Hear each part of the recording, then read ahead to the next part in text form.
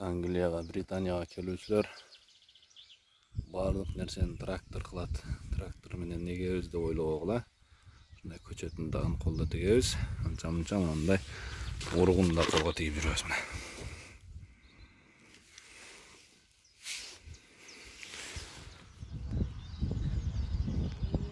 Биздин фирмада брокколи, капустадан башка дагы ушундай фасолдорду тигип атабыз.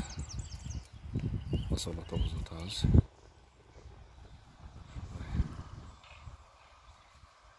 Фасолдорду мындай отургузуп көчөттөрүнө. Анан теплис саклат экенбиз. Мындай зымдарды саябыз.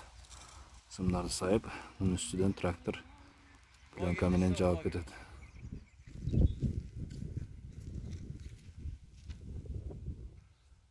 Фасолду эгип, темир менен аркаларды жасап, үстүнө пленка жаап кеттик эле. Эми мынтип воздух кире турган кылып ачып кетти азыр.